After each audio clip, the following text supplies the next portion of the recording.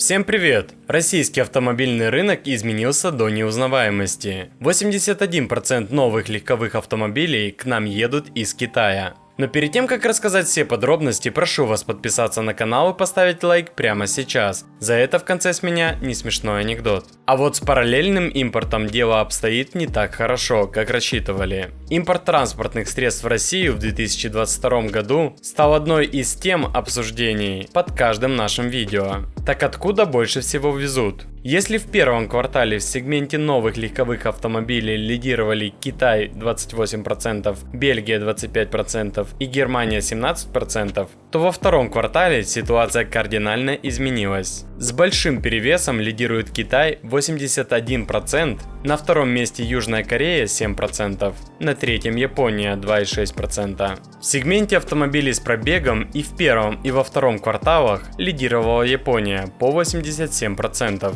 На втором месте Белоруссия. В первом квартале 4%, во втором 3%. На третьем месте в первом квартале была Германия 2,5%, во втором США 2%. Больше всего автомобилей привезли в нашу страну в феврале, более 32 тысяч штук. Из них новых 65%. В июле было импортировано 25 тысяч легковых автомобилей, но новых из них только 32%. Была отмечена интересная тенденция. Доля физлиц, занимающихся ввозом машин, неуклонно растет. Если в феврале частники импортировали лишь 2% от общего объема ввозимых новых легковых автомобилей, то в июле этот показатель вырос до 20%. А в сегменте автомобилей с пробегом, начиная с января, доля физлиц превысила 90%.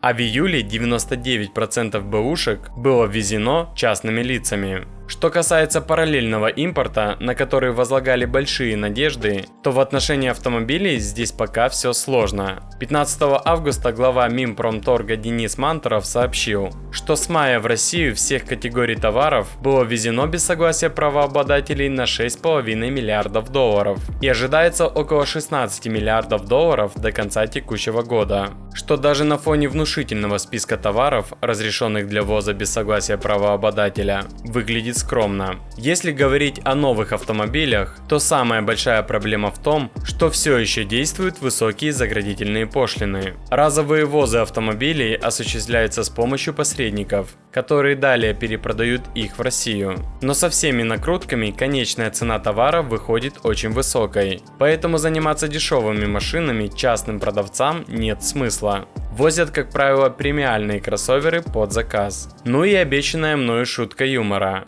Финансовая грамотность – это когда понимаешь, что абонемент в фитнес на месяц стоит 1000 рублей, а на год 5000 рублей. И выгоднее будет не брать его вообще. А на этом все. Буду держать вас в курсе всех событий. Очень интересно узнать ваше мнение по этому поводу. Завоюют ли китайцы наш рынок? Давайте пообщаемся и подискутируем. И не забудьте за мою работу поставить свой царский лайк, подписаться на канал и нажать на колокольчик. И самое главное, помните, человек в жизни имеет все, что хочет. А если не имеет, значит недостаточно хочет.